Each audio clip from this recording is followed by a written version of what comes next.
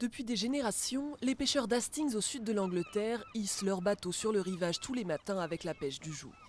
Mais depuis 3 ans, ils attendent un changement avec impatience, la sortie de l'Union européenne. Pour eux, le Brexit signifie reprendre le contrôle des eaux britanniques très poissonneuses dont ils partagent l'accès avec d'autres pêcheurs européens.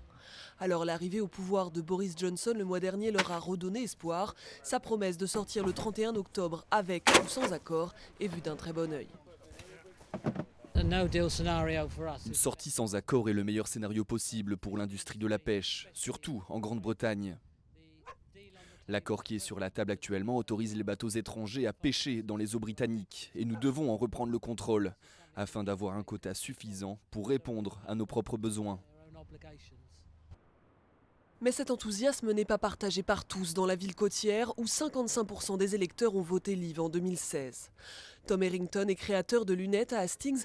Il travaille étroitement avec la France où ces montures sont fabriquées à la main par des spécialistes du Jura au savoir-faire irremplaçable. Pour lui, le Brexit est une aberration et la perspective d'un no deal, une catastrophe. L'incertitude affecte déjà ses liens économiques avec ses partenaires français, au point que quitter son pays lui apparaît parfois comme la seule solution.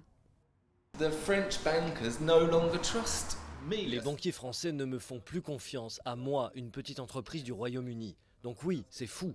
Je dois maintenant dépenser plus d'argent en amont et je vais devoir payer des taxes douanières pour importer mes propres produits et les vendre ici. Et ensuite, je pourrais bien les renvoyer en France pour les vendre. Donc c'est ridicule. En un mois, les relations entre Downing Street et l'Union européenne se sont tendues et la recherche d'un compromis semble plus difficile. Mais Boris Johnson espère toujours convaincre l'UE de renégocier les termes de l'accord de sortie. Nous ne pouvons pas accepter l'accord de retrait actuel. Des arrangements qui divisent le Royaume-Uni ou qui nous enferment dans les accords réglementaires et commerciaux de l'UE, l'ordre juridique de l'UE, sans que le Royaume-Uni ait son mot à dire.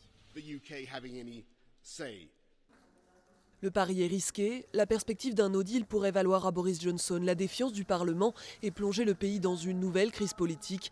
La majorité du nouveau Premier ministre ne tient aujourd'hui qu'à une seule voix.